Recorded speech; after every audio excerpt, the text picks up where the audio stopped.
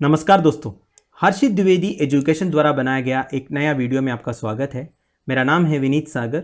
आज इस वीडियो में हम डिस्कस करेंगे इस टॉपिक पर polar scientist very of A satellite gap. इसका मतलब है ये हमारा अर्थ है, ये अर्थ का नॉर्थ पोल है, ये अर्थ का साउथ पोल है। North pole and south pole earth का सबसे कोल्डेस्ट रीजन है। North pole and south pole जो है ग्लेशियर से भरा हुआ है। ग्लोबल वार्मिंग की वजह से ग्लेशियर्स का मेल्टिंग होता है। ग्लेशियर्स का मेल्टिंग होना एक सीरियस कंसर्न है, क्योंकि ग्लेशियर्स मेल्ट होने से सी लेवल जो है राइस हो जाएगा। सी लेवल राइस होने से हमारे जितने भी कोस्टल सिटीज़ है वो सब पानी के अंदर हो जाएगा।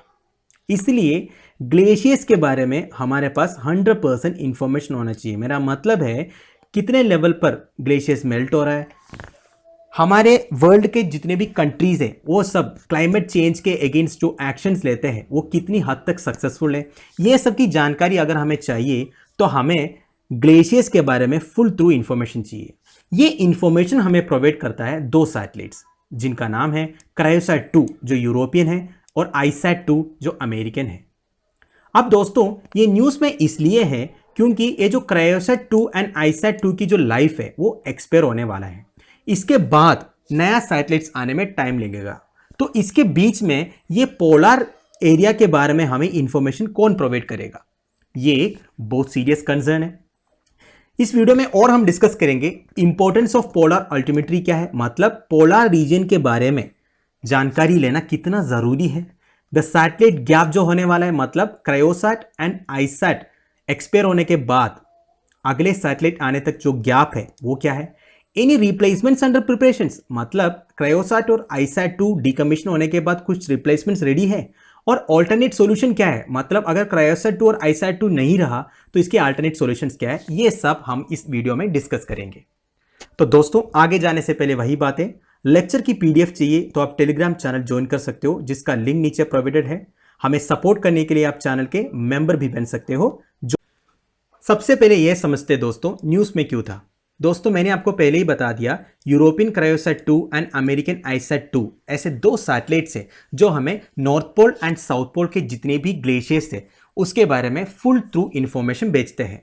ये सैटेलाइट्स क्या करते हैं, thickness of ice at the top on bottom of the world ये तो देता ही देता है, और they have been critical in recording the loss of sea ice volume and declining mass of glaciers.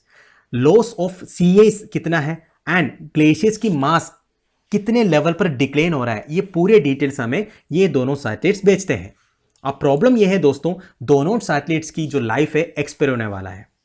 There is going to be gap of several years in our ability to measure the thickness of the ice at the top and bottom of the world, scientists are warning. ये दोनों satellites अगर expire हो जाएगा, अगर decommission हो जाएगा तो बहुत साल लगेंगे अगला मिशन को भेजने में और हमें exact measurements top and bottom of the world के बारे में मिलने में।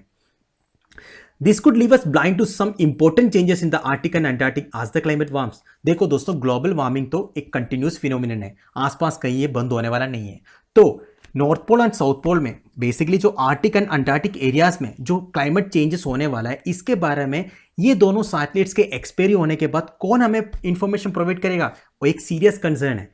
The researchers have raised the concerns with the European commission and the European Space agency. जो पोलर साइंटिस्ट है वो ऑलरेडी कंसर्न रेज किया है और एक लेटर भी लिख चुका है यूरोपियन कमीशन को एंड यूरोपियन स्पेस एजेंसी को। दोस्तों एक इलुस्ट्रेशन है कैसे सैटेलाइट्स नापते हैं thickness of ice and glaciers, इस तरह सिग्नल भेजते हैं फिर वो रिफ्लेक्ट होते हैं। इतना डीप जाने की जरूरत नहीं है, मैंने आपको बस एक इलुस्ट्रेशन दिखाया।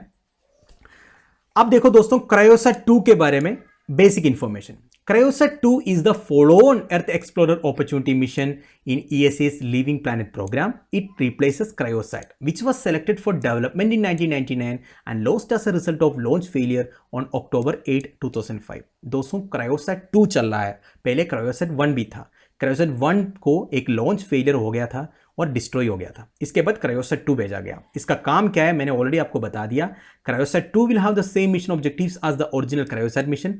It will monitor the thickness of land ice and sea ice and help explain the connection between melting of the polar ice and rise in the sea levels and how this is contributing to climate change. ये मैंने आपको पहले ही बता दिया था। Thickness of land ice and sea ice लेना है, किस तरह मेल्ट हो रहा है, कितनी क्लाइमेट चेंज के लिए कॉन्ट्रीब्यूट करता है, ठीक है, ये सब चीज मैंने आपको बता दिया। अब देखते हैं आईसैट 2 के बारे में। इसके बारे में भी बेसिक इंफॉर्मेशन है दोस्तों। आईसैट 2 इसका फुल फॉर्म है ice cloud and land elevation satellite 2, part of NASA's earth observation system. तो बेसिकली क्रायोसैट जो है यूरोपियन था और आईसैट जो है अमेरिकन है दोस्तों। इसका काम भी वही है दोस्तों, measurement of ice evaluation and CS thickness. तो बेसिकली वही जानिए, क्रायोसैट एंड आईसैट का काम जो है लगभग सेम ही है दोस्तों। इसका भी ICESat mission was launched on 15 September 2018 from California into a near circular near polar orbit with an altitude of approximately 496 kilometre. ठीक है, तो इसको जो अर्थ से देखा जाएगा तो इसकी जो अल्टीट्यूड है 500 किलोमीटर के आसपास है। It was design to operate for 3 years and carry enough propellant for 7 years। The satellite orbits earth at a speed of 6.9 kilometre per second. तो देखो दोस्तों, इसमें लिखा है it was design to operate for 3 years। तो 18 में अगर launch हुआ तो 21 तक खत्म होने वाला है। यही बात हम कर रहे थे अभी। अब दोस्तों समझते हैं इंपॉर्टेंस ऑफ पोलर अल्टीमेट्री। अब तक मैंने जो आपको समझाया उसमें से आपको पता चल ही गया होगा पोलर अल्टीमेट्री कितना इंपॉर्टेंट है। मेरा कहने का मतलब यह है दोस्तों, हमारे पोलर रीजन्स में जो ग्लोबल वार्मिंग की वजह से जो ग्लेशियर्स का मेल्टिंग हो रहा है और सब्सिक्वेंटली जो सी लेवल की राइस हो रही है एंड सब्सिक्वेंटली जो हमारी सिटीज है जो ऑलरेडी सबमर्शन लेवल में आया हुआ है, जैसे कि इंडोनेशिया के जकार्ता है, वो ऑलरेडी पानी में डूबने वाला है। तो इस तरह ग्लेशियर्स मेल्ट होता रहेगा तो हमारी कंडीशन जो है बहुत बुरा हो जाएगा। तो हमें इसको कंट्रोल करने के लिए कंट्रीज मिलके बहुत सारे एग्रीमेंट्स, बहुत सारे क्लाइमेट एग्रीमेंट्स जैसे पेरिस अकॉर्ड जैसे कर रहा है। अब ये सब कितनी हद तक सक्सेसफुल है हमें कैसे पता चलेगा? तब पता चलेगा जब पोलर रीजन में जो ग्लेशियर्स मेल्ट हो रहा है उसका लेवल कितना है, हम जो क्लाइमेट एक्शंस ले रहे हैं वो कितनी सक्सेसफुल है, हमारी जो एक्शन से ग्लेशियर्स की मेल्टिंग रेट जो है वो कम हो रहा है या नहीं। ये सब हमें पता करने के लिए हमें एक्यूरेट पोलर अल्टीमेट्री चाहिए। तो इसकी इंपॉर्टेंस बताने की कोई जरूरत नहीं आ रही था, वही कहने की कोशिश कर रहा है इस स्लाइड में। With the accelerated melting of ice sheets and sea ice cover, earth's polar regions are major weaknesses to global warming. अब देखो क्या लिखा है, satellite altimetry provides a unique capability to monitor changes in the thickness of land ice and sea ice and in the polar regions. यही तो मैंने आपको बताया, हमें करेक्ट डिटेल्स मिल जाएगा तब उस हिसाब से हम अपना काम कर सकते हैं। तो वही है पोलर अल्टीमेट्री की इंपॉर्टेंस जो है दोस्तों, ये पढ़ लेना आप लोग, मैंने जो बोला वही लिखा हो इसमें। अब दोस्तों बात करते हैं द सैटेलाइट गैप के बारे में। ये भी हमारी जो पिछले स्लाइड्स में मैंने कवर कर लिया, फिर भी और एक बार बता देता हूं। The worry is that CryoSat 2 and ICESat 2 will have been decommissioned long before any followups get launch. मतलब इसकी रिलीवर आने से पहले ही क्रायोसैट 2 एंड आईसैट 2 डीकमीशन हो जाएगा। Cryosat 2 is already way beyond its recent life. It was put in space in 2010 with the expectation it would work for at least 3.5 years. देखो 2010 में launch हुआ था, एक्सपेक्टेशन था 3.5 साल का। Engineers think that they can keep it operating until perhaps 2024, but battery degradation and a fuel leak suggest not for much longer. दोस्तों 2010 में launch किया था, ठीक है, 3.5 साल का एक्सपेक्टेशन था, अब 2020 हो गया। इंजीनियर्स का एक्सपेक्टेशन है 2024 तक चलेगा, पर एक मशीन है दोस्तों, बैटरी डिग्रेडेशन होगा, फ्यूल लीक होगा, इससे बहुत सारे प्रॉब्लम्स आ सकता है विंडेज की वजह से। आईसैट 2 was launched in 2018 and decent life of 3 years, but with the hope and expectation it can operate productively deep into the decade. आईसैट 2 2018 में, मैंने पहले बोला था आपको, वो भी 3-3.5 साल के लिए एक्सपेक्टेशन था। साइंटिस्ट का कहना यह है इसका भी एक्सपेक्टेशन है थोड़ा और साल तक, पर वही है बहुत जल्दी डिकमीशन हो जाएगा। Without successful mitigation, there will be a gap of between 2 and 5 years in our polar satellite altimetry capability. The scientist letter states, this gap will introduce a decisive break in long-term records of ice sheet. देखो दोस्तों, कहने की कोशिश वही कर रहा है, मैंने जो पहले बताया, ये दोनों सैटेलाइट्स डिकमीशन होने के बाद अगले सैटेलाइट्स का लॉन्च तक एक गैप रहने वाला है, जो एक बहुत बड़ा प्रॉब्लम होने वाला है। ठीक है, तो ये है satellite gap.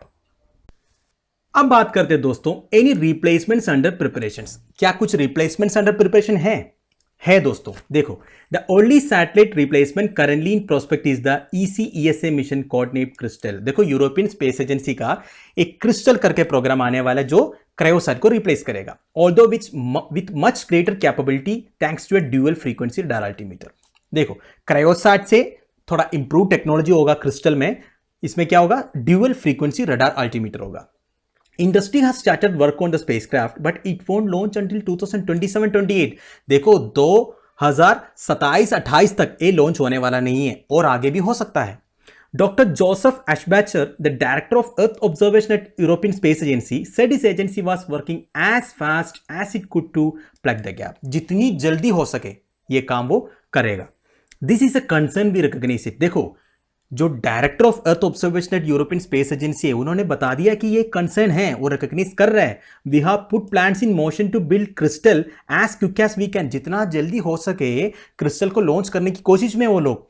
Despite COVID, despite heavy workloads and a video conference by everyone, we have gone through the evaluation and Crystal was kicked off in early September. Already काम शुरू हो चुका है. कोविड रिस्ट्रिक्शंस की वजह से थोड़ा लेट हुआ था, फिर भी सितंबर में, अर्ली सितंबर में किक ऑफ कर दिया. मतलब इनकी प्रोडक्शन जो है किक ऑफ हो गया. अब 2027-28 तक उम्मीद करते हैं ये बन जाएगा. अब देखते हैं दोस्तों ऑल्टरनेट सॉल्यूशंस क्या है. कुछ भी प्रोग्राम का एक प्लान भी तो रहता है, तो इसका भी प्लान भी है. क्या है? One of the solutions in Europe would be to run a version of NASA's IceBridge project. तो मैंने आपको बता दिया आईसैट जो है अमेरिकन का है, क्रायोसैट जो है यूरोप का है. जब आईसैट 1 and 2 मतलब आईसैट मिशन जो 1 था ना दोस्तों, वो 2010 में डिकमीशन हो गया था. फिर आईसैट 2 लॉन्च हुआ था 2018 में. तो 2010 और 18 के बीच में जब गैप था ना, तो नासा ने क्या किया, एक एरोप्लेन भेजा. एरोप्लेन के अंदर एक एयरबोर्न इक्विपमेंट, बेसिकली एक लेजर ऑल्टीमीटर लगाया और आर्टिक एंड अंटार्कटिक के ऊपर से फ्लाई कराया और उसमें से डाटा लिया. पर ये एक परमानेंट सॉल्यूशन नहीं है, ठीक है. ये फॉर टाइम बीइंग यूज कर सकता है. तो ये एक इंटरिम सॉल्यूशन है बेसिकली. तो बोला जा रहा है यूरोप भी एक क्रायोब्रिड्ज टाइप का, मतलब क्रायोसैट एंड क्रायोब्रिड्ज टाइप का एक लेके आएंगे, सेम नासा का आइसब्रिज जैसा. बेसिकली एरोप्लेन लेके जाएगा, उसके अंदर लेजर ऑल्टीमीटर फिट करके सैटेलाइट की जगह एरोप्लेन होगा, वो एक बार फ्लाई करेगा, पूरा डिटेल्स ले लेगा. पर ये एक फीसिबल सॉल्यूशन नहीं है, एक परमानेंट सॉल्यूशन नहीं है. इधर एक फोटो है दोस्तों, एक नासा का आइसब्रिज प्रोजेक्ट का है. इस तरह वो लोग लेके गए उधर तक, फ्लाई करके फिर पूरा मेजरमेंट्स लिए थे. तो दोस्तों एक छोटा सा लेक्चर था आईसैट मिशन, क्रायोसैट मिशन के बारे में. उम्मीद है आप लोगों को कुछ सीखने को मिला होगा. आप लोगों की वैल्यूएबल कमेंट्स प्लीज मुझे कमेंट बॉक्स में लिखकर बताइएगा. Thank you for watching. Bye bye. Have a nice day.